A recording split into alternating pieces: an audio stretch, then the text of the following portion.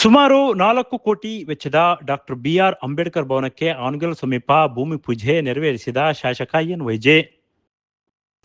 ಗುರುವಾರ ಬಹು ವರ್ಷಗಳ ಬೇಡಿಕೆಯಾಗಿದ್ದ ಡಾಕ್ಟರ್ ಬಿಆರ್ ಅಂಬೇಡ್ಕರ್ ಭವನದ ನೂತನ ಕಟ್ಟಡ ನಿರ್ಮಾಣ ಕಾಮಗಾರಿಯನ್ನು ಶೀಘ್ರದಲ್ಲೇ ಪ್ರಾರಂಭಿಸುವ ಸಲುವಾಗಿ ನಿಗದಿಪಡಿಸಿದ ಜಾಗ ಸ್ಥಳ ಪರಿಶೀಲನಾ ಕಾರ್ಯಕ್ರಮ ಮತ್ತು ಭೂಮಿ ಪೂಜೆ ನೆರವೇರಿಸಿ ಮಾತನಾಡಿದ ಶಾಸಕ ಎನ್ ವೈ ಗೋಪಾಲಕೃಷ್ಣ, ಜನಪ್ರತಿನಿಧಿಗಳು ಹಾಗೂ ಸಂಬಂಧಪಟ್ಟ ಇಲಾಖಾ ಉನ್ನತಾಧಿಕಾರಿಗಳು ಉದ್ದೇಶಕ್ಕೆ ಸ್ಥಳ ಭೇಟಿ ನೀಡಿ ಕಟ್ಟಡ ನಿರ್ಮಾಣ ಅಗತ್ಯವಿರುವ ಭೂಮಿ ತಾಂತ್ರಿಕ ಸೌಲಭ್ಯಗಳು ಮತ್ತು ವಿನ್ಯಾಸದ ಕುರಿತು ಕೂಲಂಕುಷವಾಗಿ ವಿಸ್ತರಿಸಲಾಯಿತು.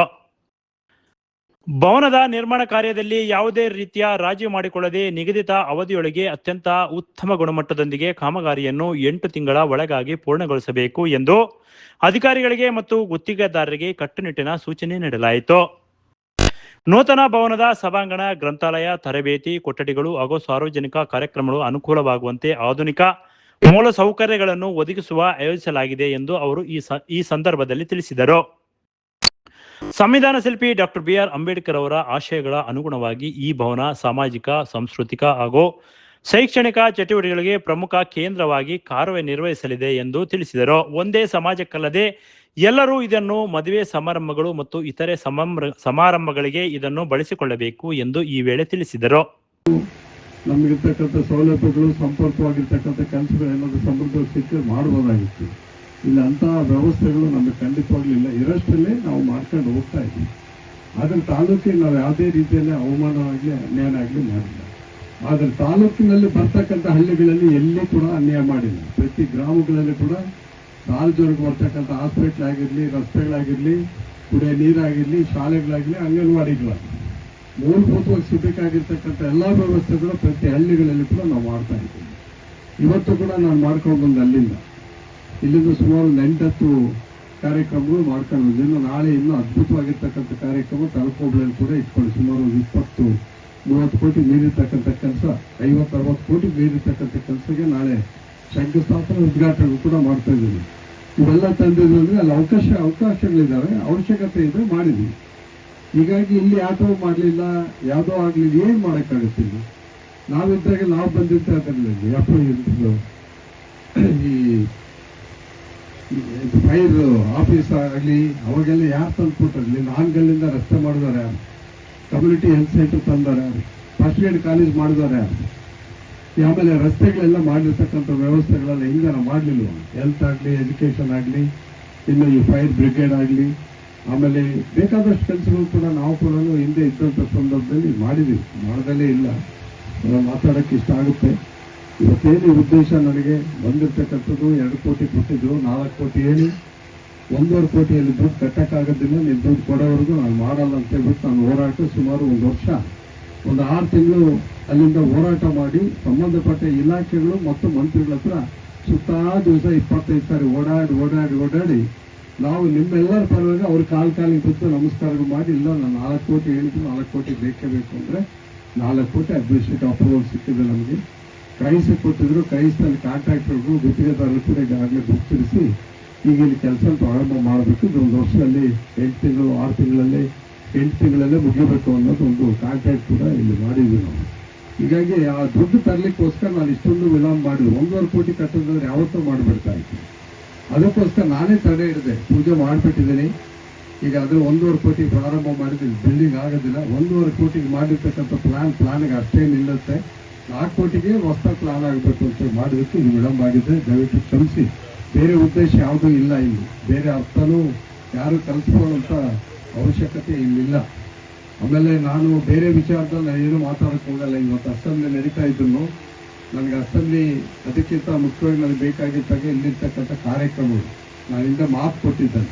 13ನೇ ತಾರೀಕು ಮಾಡಬೇಕು ಅಂತ ಸಂಕಲ್ಪ ಮಾಡಿದ್ದ ಕಾರಣ ಇವತ್ತು ಪ್ರಾರಂಭಿಕವಾಗಿರ್ತಕ್ಕಂಥ ಶ್ರಾವಣದ ಒಂದು ದಿನ, ಒಳ್ಳೆ ಅವಕಾಶದ ದಿನ ಮತ್ತು ಒಳ್ಳೆ ಶುಭ ದಿನಗಳು ಕೂಡ ಇದೆ. ಹೀಗಾಗಿ ಜಾತಿ ಜನಾಂಗದವರು ಕಟ್ಟಡ ನಾವು ನಿರ್ಮಾಣ ಮಾಡ್ತಕ್ಕಂಥ ಪ್ರತಿಯೊಬ್ಬರು ಕೂಡ ಭಗವಂತ ಒಳ್ಳೆ ಬುದ್ಧಿ ರೂಪದಲ್ಲಿ ಕಟ್ಟಡದಿಂದ ಆದರೂ ನಿಮ್ಗೆ ಒಳ್ಳೆ ಕೆಲಸಗಳನ್ನು ಮುಗಿಲಿ ಅಂತ ಹೇಳ್ಬಿಟ್ಟು ಆ ಒಂದು ಆಶಯ ಕೂಡ ಹೇಳಿದ್ದಾರೆ.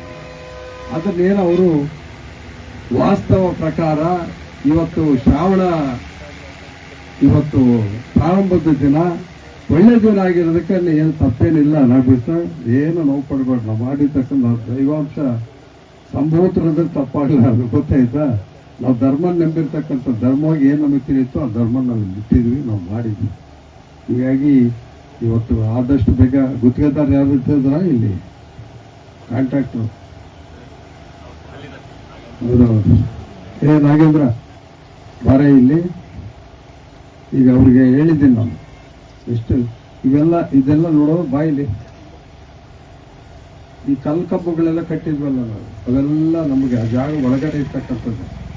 ನಮಗೆ ಬೇಕಾಗಿರೋದು ಬಿಲ್ಡಿಂಗ್ ಕಟ್ಟಬೇಕು. ಗುಡ್ಡ ಇದಾವೆ, ಗುಂಡುಗಳಿದಾವೆ, ನಾವು ಒಪ್ಪರಲ್ಲ. ಈಗ ಇದನ್ನ ಅಡ್ವಾನ್ಸ್ ಆಗಿ ಬಂದ ಬೇಕಾದಷ್ಟು ಈ ಸೈಂಟಿಫಿಕ್ ಏಜ್ನಲ್ಲಿ ನೀವು ಯಾವುದೋ ಒಂದು ಸೋತ್ ಕೊಡ್ದು ಬ್ಲಾಸ್ಟ್ ಮಾಡಿದ್ರೆ ನೀನು ಬೋವಿ ಆಗಿದೆಯಲ್ಲಪ್ಪ, ನಿನಗೆ ಚೆನ್ನಾಗಿ ಗೊತ್ತಿದೆ ಹೆಂಗೆ ಹೊಡಿಬೇಕು ಕಲ್ಲು ಅಂತ. ಒಂದು ವೇಳೆ ಬಂದ್ರೆ ಆ ಕಲ್ಲು ಕೂಡ ಉಪಯೋಗ ಆಗುತ್ತೆ ನಿಮಗೆ ಇಲ್ಲಿ, ಅಥವಾ ಅದ್ರಾಗ ಕೂಡ ಉಳಿತತ್ತೆ ನಿಮಗೆ ಆ ಕೆಲಸ. ಅದನ್ನು ಹೊಡ್ಕೊಂಡೇ ನೀವು ಮಾಡಬೇಕಿದ್ದನ್ನು. ನಾನು ಹೇಳಿದ್ದೀನಿ ನಿಮ್ಮ ಸೌಕರ್ಯಕ್ಕೆ 8 ತಿಂಗಳ ಒಳಗಡೆ ಮಾಡಬೇಕಿದ್ದನ್ನು ಅಂತ. ಆದಷ್ಟು ಬೇಗ ಇಲ್ಲಿ ನಾಳಿಂದಲೇ ಪ್ರಾರಂಭ ಮಾಡಬೇಕು ಇವರೆಲ್ಲರೂ. ಕಾಂಗ್ರೆಸ್ ಮುಖಂಡರಾದ ನಾಗಭೂಷಣ್ ರವರು ಅಂಬೇಡ್ಕರ್ ಭವನದ ಉದ್ದೇಶ ಮತ್ತು ಸಮಾಜಕ್ಕೆ ಆಗುವ ಅನುಕೂಲಗಳ ಬಗ್ಗೆ ವಿಸ್ತಾರವಾಗಿ ತಿಳಿಸಿದರು. ಶೋಷಿತ ಜನಾಂಗಗಳ ಪರವಾಗಿ ತನ್ನ ಜೀವನ ಪರ್ಯಂತವಾಗಿ ಹಗಲಿರುಳು ಸಾಮಾಜಿಕ ನ್ಯಾಯಕ್ಕಾಗಿ ಶ್ರಮಿಸಿದಂತ ಅಂತಾರಾಷ್ಟ್ರೀಯ ಮಟ್ಟದ ಬಹುದೊಡ್ಡ ನಾಯಕ ಬಾಬಾ ಸಾಹೇಬ್ ಅಂಬೇಡ್ಕರ್ ಅವರ ವಿಚಾರಧಾರೆಗಳು, ಅವರ ಆದರ್ಶಗಳು, ಅವರ ಹೋರಾಟಗಳು, ಅವರ ಸಾಧನೆಗಳು ಮೊಳಕಾಲ್ಮೂರು ಕ್ಷೇತ್ರದಲ್ಲಿ ಕೂಡ ಜೀವಂತವಾಗಿರಲಿ, ಅವರ ಒಂದು ಜ್ಞಾನ ಮೊಳಕಾಲ್ಮೂರು ಕ್ಷೇತ್ರಕ್ಕೂ ಪರಿಹರಿಸಲಿ ಅಂತಕ್ಕಂಥ ಮಹತ್ತರವಾಗಿರ್ತಕ್ಕಂಥ ಉದ್ದೇಶದಿಂದ ನಮ್ಮ NY ಗೋಪಾಲಕೃಷ್ಣ ಸಾಹೇಬರು ಬಾಬಾ ಸಾಹೇಬ್ ಅಂಬೇಡ್ಕರ್ ಅವರ ಭವನ ನಿರ್ಮಾಣಕ್ಕೆ 5 ಕೋಟಿ ಬೆಲೆ ಬಾಳ್ತಕ್ಕಂಥ ಜಾಗವನ್ನು ಕೊಟ್ಟು ಅಲ್ಲಿ ಭವನ ನಿರ್ಮಾಣ ಮಾಡೋದಕ್ಕೆ ಈ ಜಾಗದಲ್ಲಿ ಶಂಕುಸ್ಥಾಪನೆಯನ್ನು ಕೂಡ ನೆರವೇರಿಸಿದ್ರು. ಇಷ್ಟೊಂದು ಬೆಲೆ ಬಾಳ್ತಕ್ಕಂಥ ಜಾಗದಲ್ಲಿ 5 ಕೋಟಿ ಜಾಗದಲ್ಲಿ 2 ಕೋಟಿ ಭವನ ನಿರ್ಮಾಣ ಬಹಳ ಕಡಿಮೆ ಆಗುತ್ತೆ ಅಂತಕ್ಕಂಥ ವಿಚಾರವನ್ನ ನಾವೆಲ್ಲರೂ ಕೂಡ ಅವ್ರ ಗಮನಕ್ಕೆ ತಂದಾಗ ಅವರು ಸಮೇತವಾಗಿ ಹೌದು ಇದು ಬಹಳ ಕಡಿಮೆ ಆಗುತ್ತೆ, ಕಾಮಗಾರಿ ಪ್ರಾರಂಭ ಮಾಡೋದು ಬೇಡ, ಮುಂದೆ ನಾನು ಕೆಲವೇ ದಿನಗಳಲ್ಲಿ ಕನಿಷ್ಠ 4 ಕೋಟಿ ಅನುದಾನ ತಂದು ಇಲ್ಲಿ ಮತ್ತೆ ನಾನು ಭೂಮಿ ಪೂಜೆ ಮಾಡ್ತೀನಿ ಅಂತಕ್ಕಂಥ ಆಶ್ವಾಸನೆಯನ್ನು ಕೆಲವು ತಿಂಗಳ ಹಿಂದೆ ಇದೇ ಜಾಗದಲ್ಲಿ ಅವರು ನೀಡಿದ್ರು. ಅವರು ಕೊಟ್ಟ ಮಾತಿನಂತೆ ಕೇವಲ 15-20 ದಿವಸದಲ್ಲೇ ಅವರು ರಾಜ್ಯ ಸರ್ಕಾರದೊಂದಿಗೆ ಸಮಾಲೋಚನೆ ಮಾಡಿ ಈ ಒಂದು ಅಂಬೇಡ್ಕರ್ ಭವನ ನಿರ್ಮಾಣಕ್ಕೆ 4 ಕೋಟಿ ಹಣವನ್ನ ಸರ್ಕಾರದಿಂದ ಮಂಜೂರು ಮಾಡಿಸಿದ್ದಾರೆ. ಇವತ್ತು ಕಾಮಗಾರಿಗೆ ಚಾಲನೆಯನ್ನು ಕೊಟ್ಟಿದ್ದಾರೆ. ಈ ಸಂದರ್ಭದಲ್ಲಿ ಕಾಂಗ್ರೆಸ್ ಮುಖಂಡರಾದ ಜಿ ಪ್ರಕಾಶ್ ಮಾತನಾಡಿ, ಶೋಷಿತರ ಜನಗಳ ಪರವಾಗಿ ತಮ್ಮ ಜೀವನವನ್ನೇ ಮುಡುಪಾಗಿಟ್ಟಿದ್ದ ಡಾಕ್ಟರ್ BR ಅಂಬೇಡ್ಕರ್ ಅವರ ಜ್ಞಾನ ಮೊಳಕಾಲ್ಮೂರು ಕ್ಷೇತ್ರಕ್ಕೆ ವಿಸ್ತರಿಸುವ ಉದ್ದೇಶದಿಂದ ಶಾಸಕರಾದ NY ಗೋಪಾಲಕೃಷ್ಣರವರು ಹಗಲಿರುಳು ಶ್ರಮಿಸಿ ಈ ಜಾಗವನ್ನು ಗುರುತು ಮಾಡಿ ಈ ದಿನ ಭೂಮಿ ಪೂಜೆ ನೆರವೇರಿಸಿದ್ದಾರೆ. ಅವರಿಗೆ ನಮ್ಮ ಸಮಾಜದ ಪರವಾಗಿ ಕೋಟಿ ಕೋಟಿ ನಮನಗಳು ಎಂದು ತಿಳಿಸಿದರು. ಈ ವೇಳೆ ಕರಿಬಸಪ್ಪ ಮಾತನಾಡಿ, ಇದು ಒಂದು ಮಹತ್ವದ ಸಾಧನೆ. ನಮ್ಮ ಸಮುದಾಯದ ಪರವಾಗಿ ಅದೇ ರೀತಿ 101 ಸಮುದಾಯಗಳ ಪರವಾಗಿ ಶಾಸಕರಿಗೆ ಅನಂತ ಧನ್ಯವಾದಗಳು ಎಂದು ತಿಳಿಸಿದರು. 2ನೇ ಅತಿ ದೊಡ್ಡ ಸಮುದಾಯ ಆಗಿರುವ ಪರಿಶಿಷ್ಟ ಜಾತಿ ಜನಗಳಿಗೆ ಕ್ಷೇತ್ರದಾದ್ಯಂತ ಶಿಕ್ಷಣ ವ್ಯವಸ್ಥೆಯಲ್ಲಿ ಬದಲಾಗಬೇಕು, ಶಾಲೆಗಳು ತೆರೆಯಬೇಕು, ಅದೇ ರೀತಿ ಮೊರಾರ್ಜಿ ಹಾಸ್ಟೆಲ್ಗಳನ್ನು ತೆರೆಯಬೇಕು ಎಂದು ಮನವಿ ಮಾಡಿಕೊಂಡರು.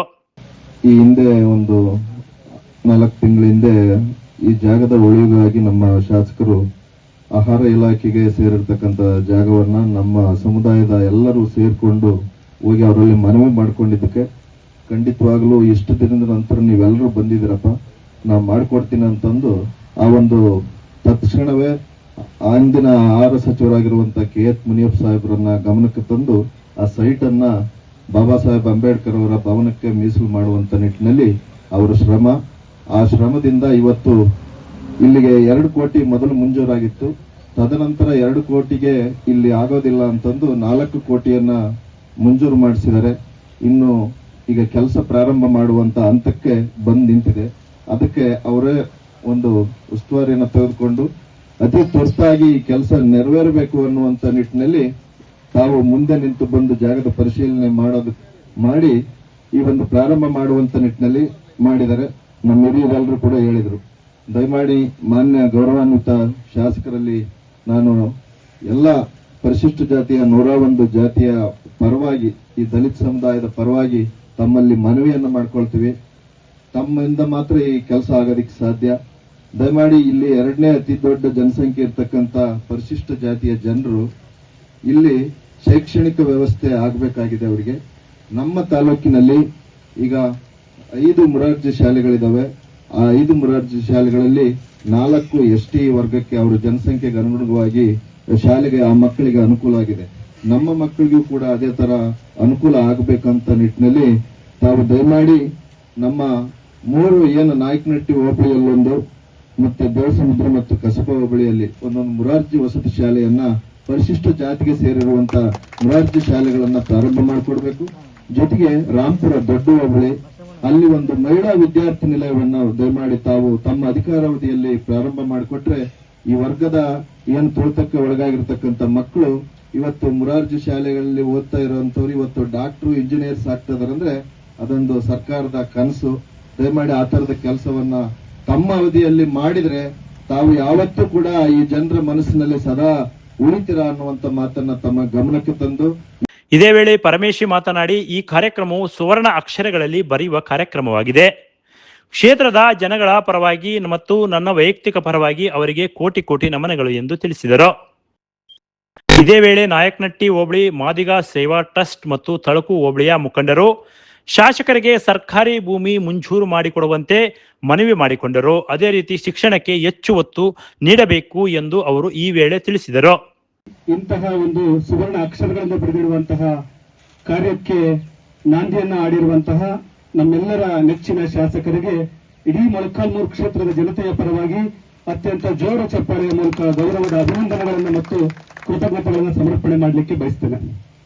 ಮಾನ್ಯ ಶಾಸಕರು ಕಳೆದ 5-6 ತಿಂಗಳ ಮುಂಚೆ ಭೂಮಿ ಪೂಜೆಯನ್ನು ನೆರವೇರಿಸಿ ನಮಗೆ ಒಂದು ಐತಿಹಾಸಿಕವಾದಂತಹ ಶುಭ ಸುದ್ದಿಯನ್ನ ಕೊಟ್ಟಿದ್ರು.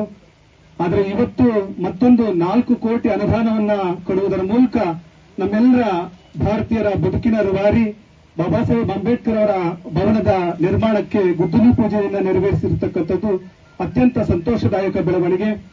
ಈ ನಿಟ್ಟಿನಲ್ಲಿ ಈ ಕಾರ್ಯ ಆದಷ್ಟು ಬೇಗನೆ ಪ್ರಾರಂಭ ಆಗಿ ಮಾನ್ಯ ಗೌರವಾನ್ವಿತ ಶಾಸಕರೇ ಈ ಭವನವನ್ನ ಉದ್ಘಾಟನೆ ಮಾಡಬೇಕು ಅಂತ ಹೇಳಿ ನಾನು ಈ ಮೂಲಕ ತಮ್ಮಲ್ಲಿ ಮನವಿಯನ್ನ ಮಾಡಿಕೊಳ್ತಾ ಇದ್ದೀನಿ.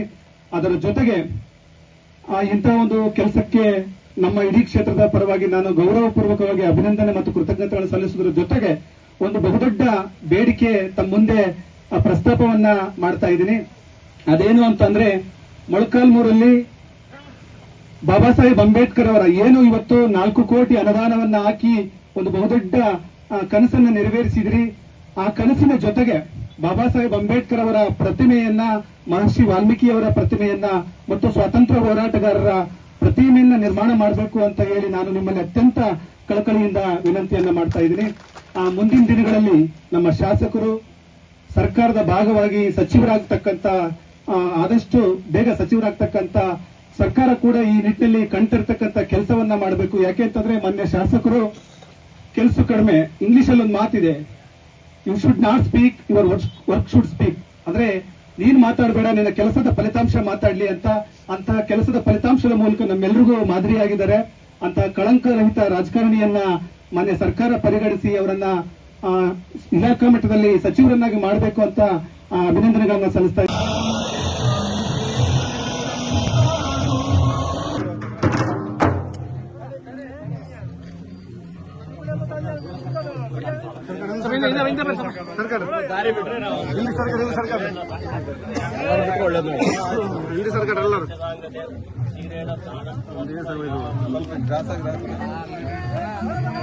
ಈ ಸಂದರ್ಭದಲ್ಲಿ ಕಾಂಗ್ರೆಸ್ ಮುಖಂಡರಾದ ಮತ್ತು ಡಿಎಸ್ಎಸ್ ಮುಖಂಡರಾದ ನಾಗಭೂಷಣ್, ಯರ್ಜನಹಳ್ಳಿ ನಾಗರಾಜ್, ಶ್ರೀನಿವಾಸ್, ನಾಗರಾಜ್ ಕಟ್ಟೆ, ಗುತ್ತಿಗೆದಾರರಾದ ಎಸ್ ಖಾದರ್, ಸಿದ್ಧಾರ್ಥ್, ನಾಯಕನಹಟ್ಟಿ ಭಾಗದ ಮುಖಂಡರಾದ ನೇಹಾ ಮಲ್ಲೇಶ್, ಬಂಗಾರಪ್ಪ, ನಾಗರಾಜ್, ಬಸಪ್ಪ, ಪಾಲಯ್ಯ, ಓಬಳೇಶ್, ಬಸವರಾಜಪ್ಪ, ತಿಪ್ಪೇಸ್ವಾಮಿ, ಇನ್ನೂ ಹಲವರು ಡಿಎಸ್ಎಸ್ ಮುಖಂಡರು ಇನ್ನೂ ಹಲವರು ಉಪಸ್ಥಿತರಿದ್ದರು.